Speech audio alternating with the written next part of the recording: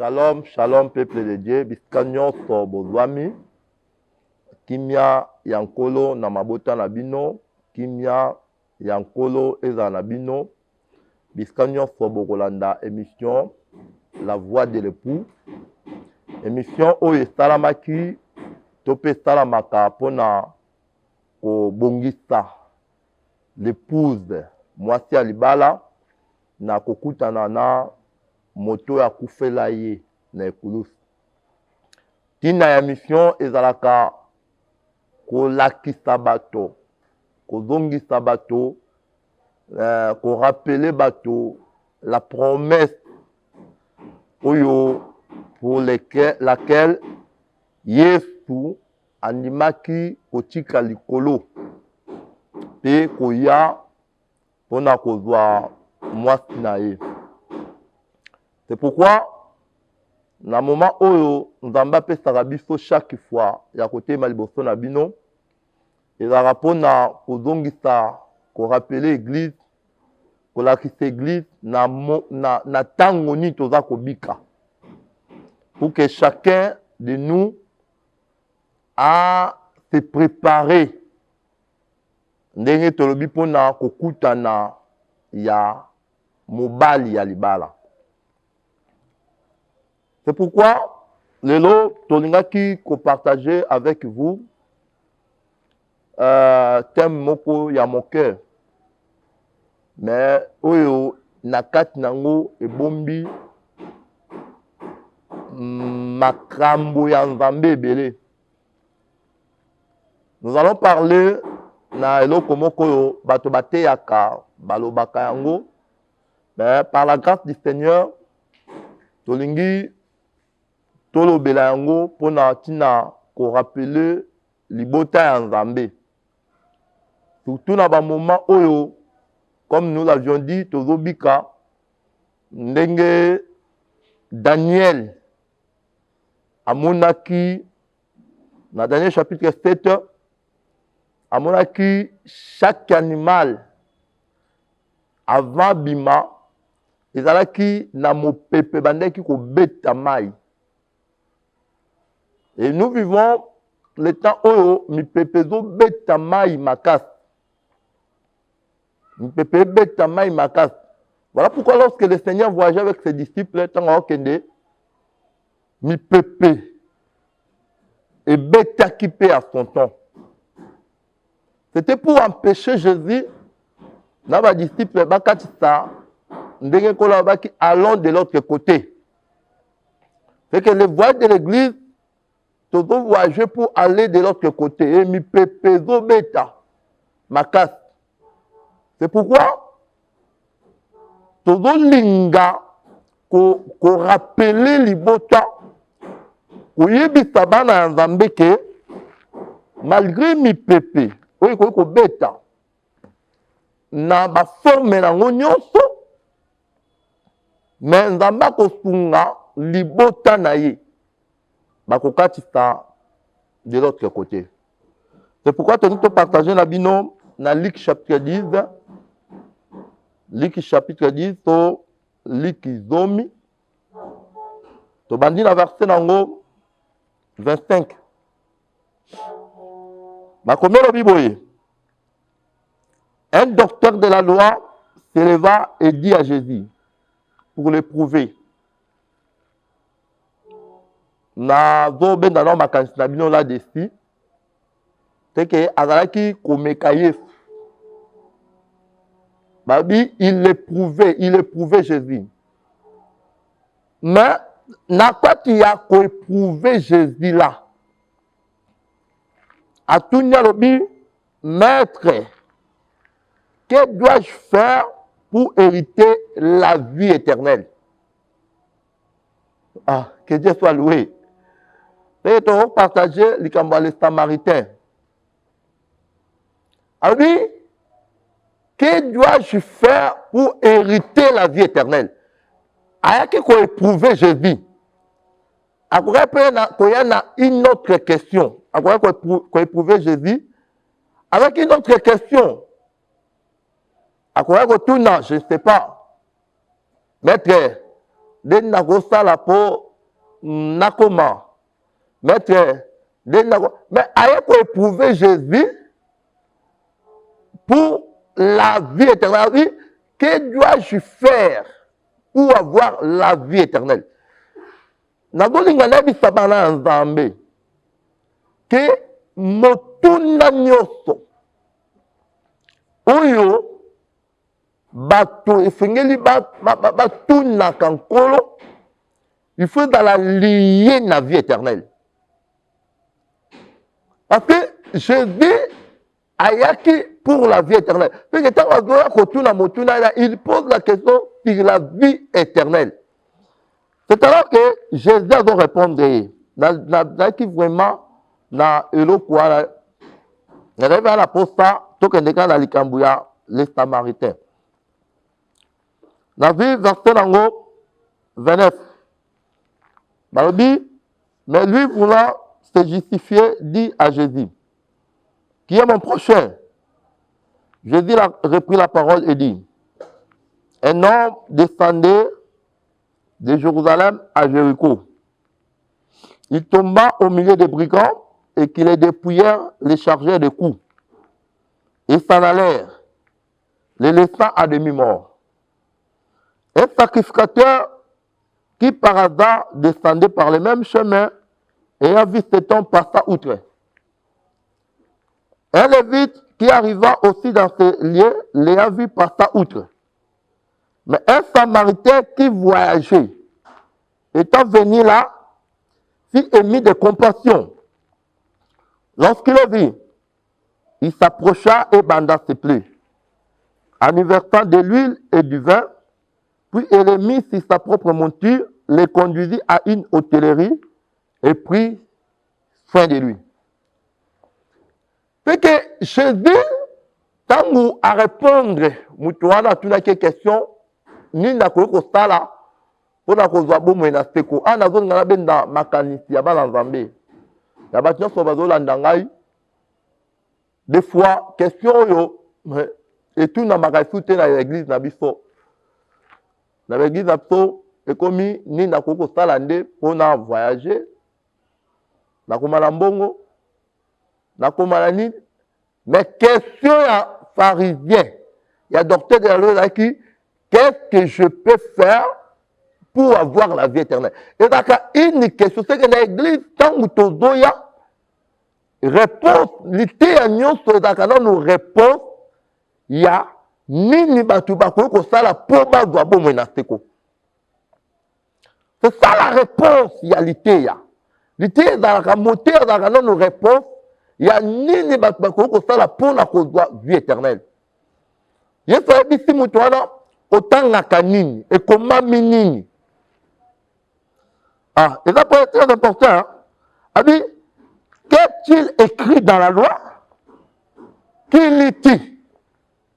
A tout nié, et comment nini na mobeko? Otangaka nini. Et c'est très important. Ouais. Jésus voulait lui dire, pour nous montrer que la vie éternelle est comment maki. Et puis, tu faut batangaka yango. À répondre tout le monde, bon, et comment nini, otangaka nini. Les gens doivent avoir l'habitude, il y a qu'otangaka la vie éternelle. Quand nous lisons les livres, nous lisons la Bible, on a la problème dans la Samaritain. Et quand nous entendons la Bible, alukananu makamumsute aluka la vie éternelle parce que Bible est comme maman. C'est pourquoi on dit l'Apocalypse balobi oya kolongola ba kolongola pe na livre de vie. C'est que en réalité tout ce qui est écrit dans la Bible est comment pour la vie éternelle. Nyon se comment la Bible. Ni makangono le bon dans l'été yo va dire la Bible. Bible l'été na ngona la vie éternelle. Quand je dis, abi, otangaka nini. Qu'est-ce qui est écrit? Otangaka nini. Alors, ce qui est vrai, c'est que vie éternelle a été comme maman qui n'a loi, mais ça a caché.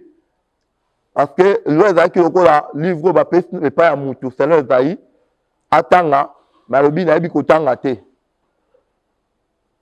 bapesi bakachete abi mutu ayebi kotanga mabi moyen atanga eza te mpo eza cachete. En réalité c'était Jésus-Christ qui était la vie éternelle qui devait être manifeste au Seigneur qui a monana parce que dans la loi il était question de lui. Mais question nous a kianate. Tant que Jésus doit répondre yé. Mais cet homme voulant se justifier. Alinga se justifier. Qui est mon prochain?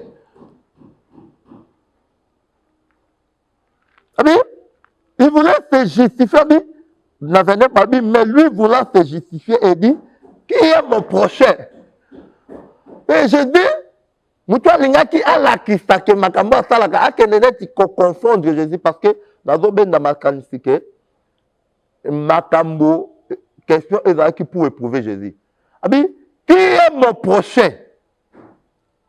Jésus akoka koloba ne kaka bon omoni prochain na yo eza mutu boye mais Jésus abandi asali lite ya mobimba. C'est que par rapport à les Samaritains, et dans la réponse, il y a qui est mon prochain. C'est que l'ité yawana mobimba, et dans la kolakisa, prochain dans la Canaan. C'est alors que Jésus explique, alors on a dit dans ma canisi à peuple de Dieu, kolobaboy, moutinyo fa landangai. Jésus il est l'unique prophète. Quand il parle, il parlait que de lui-même. Yesu soki alobi, alobelaka moto mosusu te. Soko moni Yesu alobi samaritain. Omoni Yesu alobi figuier. Omoni Yesu. C'est que Jésus, il est l'unique prophète qui prêche de lui-même. Mais ma prophète, ma qui parlait des nôtres. C'est pourquoi mon unique éthiopien. Tanga Philippe a poussé un peu menae a tout une question à l'objet. Le prophète parlait-il de lui-même ou il parlait de l'autre? C'est ma prophète il y a ancienne alliance. Même ma prophète n'a biso il y a l'élo. Balobelaka un autre là c'est Jésus. Mais Jésus quand il prêche de lui-même. C'est que Azazamo amite ataye moko. C'est que quand Jésus prêche, ate akamutumsuti. Quand il a rencontré, les disciples dans le chemin Maou, il cherchait par la loi, le prophète et le prophète, des écritures qui parlaient de ce que lui devait en dire. C'est que Jésus, quand il parle, ajouté ate akamutumsuti. Amite akaye moko. C'est pourquoi, parabole l'union que Jésus bande koloba, il parlait de lui-même. Quand alobi, il a dit la mutu moko boy.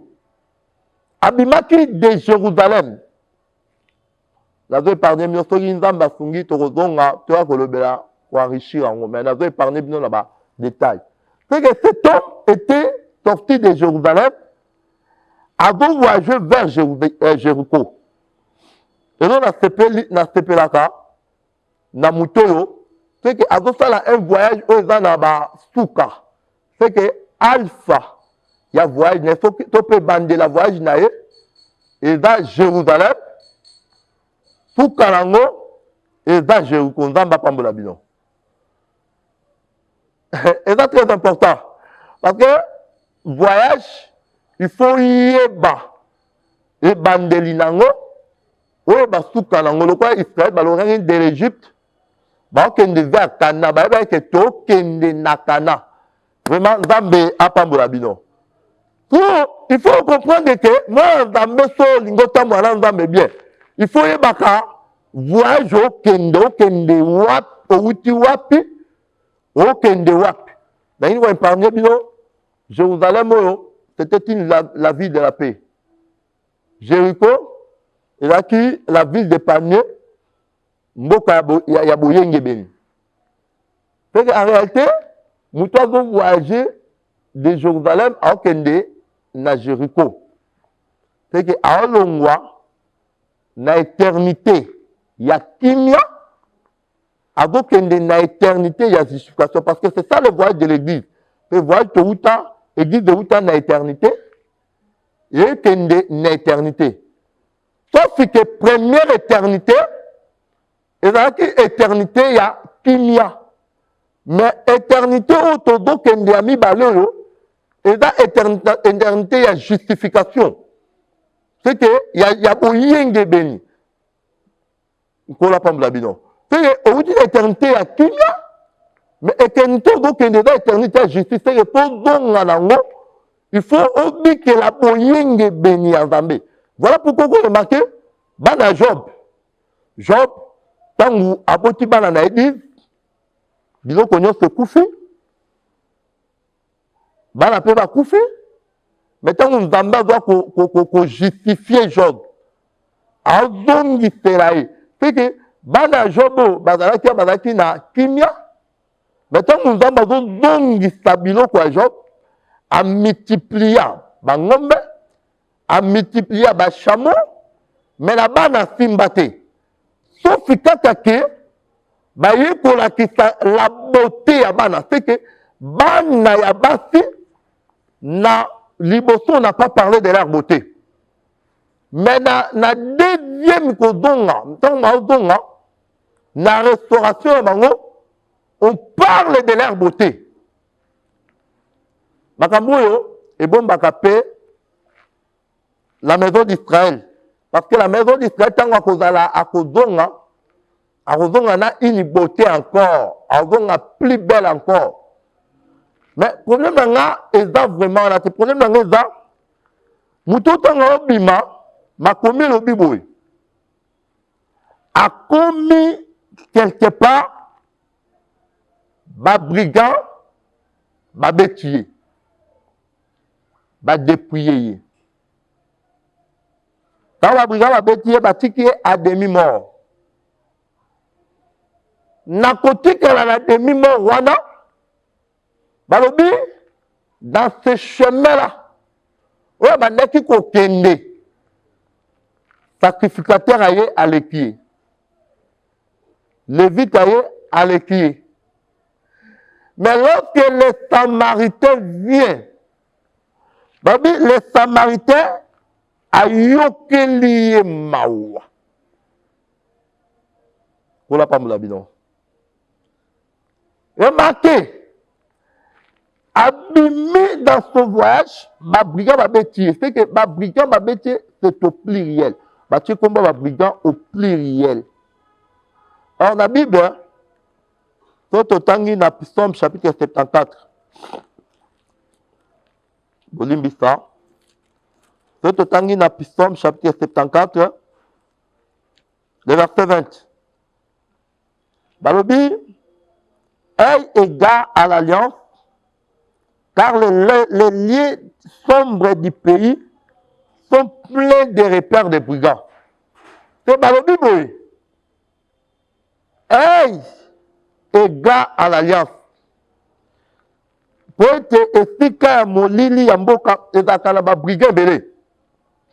C'est que tu comprends que les brigands, quand ils travaillent, efficace babatamaka, c'est dans les lieux sombres, c'est dans mon lili. Ne ba brigand babatamaka. Ah, on ne permet que tu comprennes directement que Moutou Yokobeta, ce babeta qui est, c'était pendant la nuit. C'était pendant la nuit.